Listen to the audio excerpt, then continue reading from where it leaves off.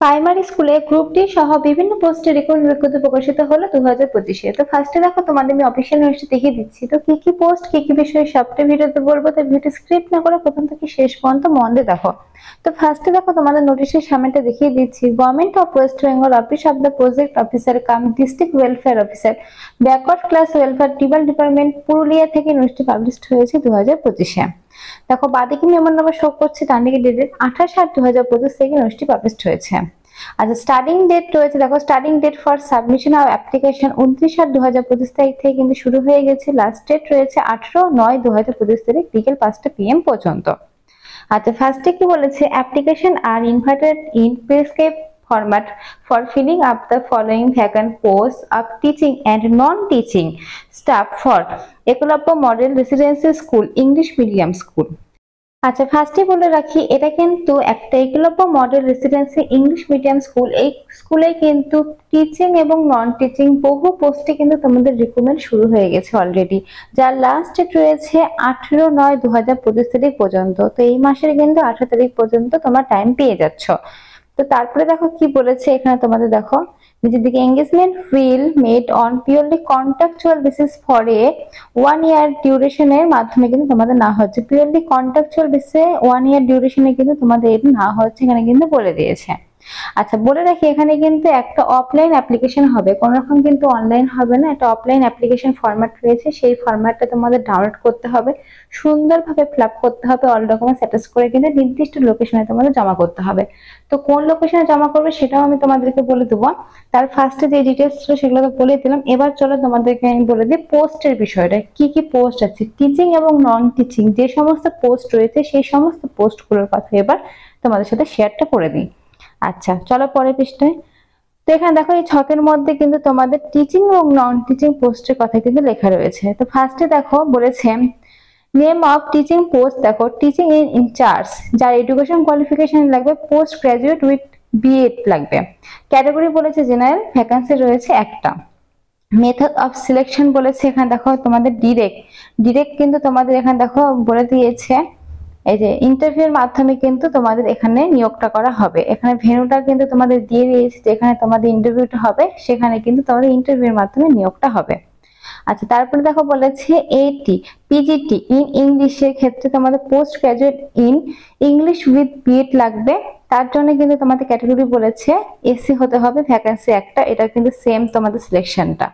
3 নম্বর বলেছে দেখো তোমাদের পিজিটি ইন ম্যাথামেটিক্স না হবে, এর জন্য post graduate in mathematics with B Ed লাগবে, এটা জেনারেলের জন্য ভ্যাকান্সি রয়েছে একটা, এটাও কিন্তু সেম তোমাদের সিলেকশন রয়েছে।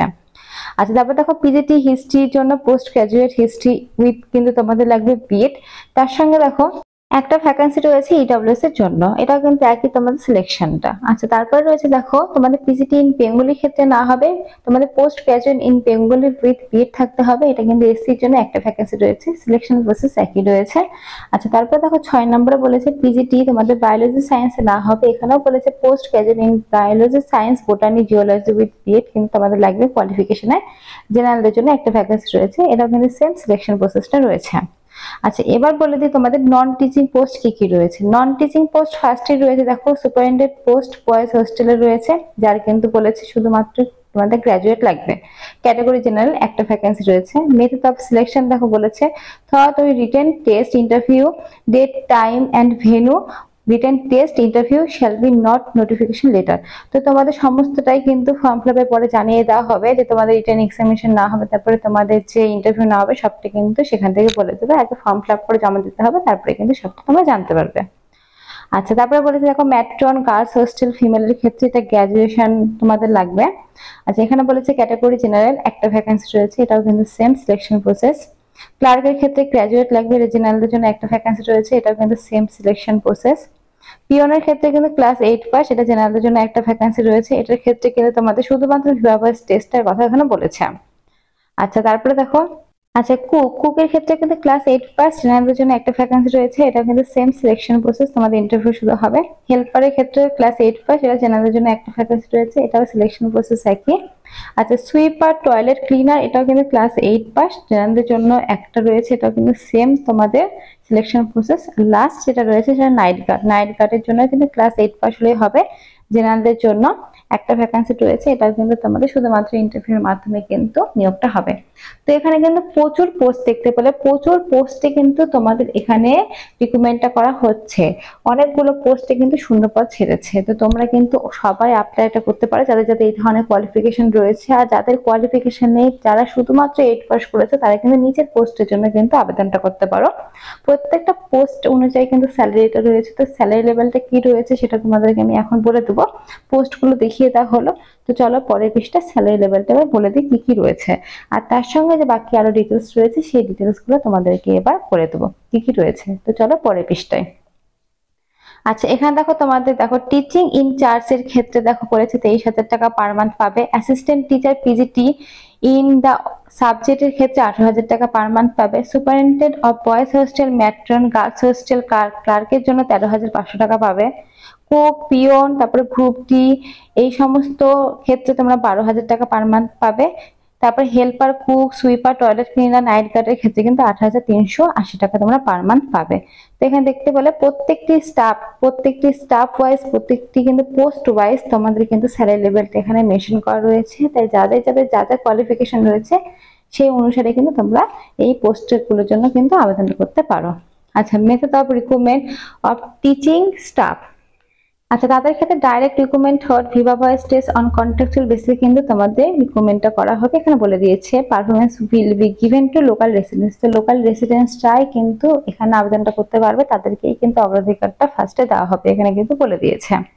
আচ্ছা, তারপর বলছে method of recruitment of non teaching staff for post cook, peon, group D এই সমস্ত স্টাফের ক্ষেত্রে কিন্তু তোমাদের দেখো বলেছে, এবং helper, cook, night guard, sweeper এই সমস্ত ক্ষেত্রে বলেছে দেখো direct recruitment for viva voice on contractual বেসিসে কিন্তু তোমাদের রিক্রুটমেন্ট করা হবে, এটাও কিন্তু লোকাল রেসিডেন্স না হবে। তো বুঝতে পারছো এই সমস্ত পোস্টের ক্ষেত্রে কিন্তু লোকাল রেসিডেন্সকেই না হবে। তো যেখান থেকে এই নিউজটি পাবলিশ হয়েছে সেখানকার যে লোকাল রেসিডেন্স রয়েছে তারাই কিন্তু এখানে আবেদনটা করতে পারবে। তো চলো পরের পৃষ্ঠায় কি ডিটেলস রয়েছে। আচ্ছা, এখানে দেখো আরো কিছু বলেছে, দেখো method of recruitment of non teaching staff for the post superintendent boys hostel, matron of girls হোস্টেলের ক্ষেত্রে এখন বলেছে direct recruitment. Thought written test Viva voice temporary on contractual বেসিসে কিন্তু রিকমেন্ড করা হবে, এটা কিন্তু লোকাল রেসিডেন্সকেই না হবে। দেখো qualification disable on recruitment of teacher ইনচার্জের ক্ষেত্রে বলেছে দেখো master degree English, Bengali, mathematics, history, geography, political science, economics, physics, chemistry, biology এই সমস্ত কিন্তু এখানে বলেছে এই সমস্তের উপরে যারা আবেদন করবে তাদের কিন্তু 50% মার্কস লাগবে। গ্রাজুয়েশনে 50% মার্কস হলে কিন্তু তোমরা আবেদনটা করতে পারবে, এখানে কিন্তু বলে দিয়েছে। তো আরো ডিটেলস রয়েছে এখানে, মেন ডিটেলস গুলো কিন্তু শুধুমাত্র তোমাদেরকে বলে দিচ্ছি। এস্টিমেটটা বলে দিই, এস্টিমেট বলেছে 18 থেকে 45-এর মধ্যে তোমাদের বয়সটা হতে হবে 1/1/2025 তারিখ অনুসারে, এখানে কিন্তু বলে দিয়েছে। আর মেডিকেল ফিটনেস কিন্তু তোমাদের থাকতে হবে। নিচ থেকে দেখো একটা www.purulia.com এই ওয়েবসাইটের মাধ্যমে কিন্তু তোমরা পেয়ে যাবে এই অফিসিয়াল নোটিশটা, অথবা আমিও ডিসক্রিপশনে লিংক দিয়ে রাখবো, সেখান থেকে কিন্তু তোমরা পেয়ে যাবে।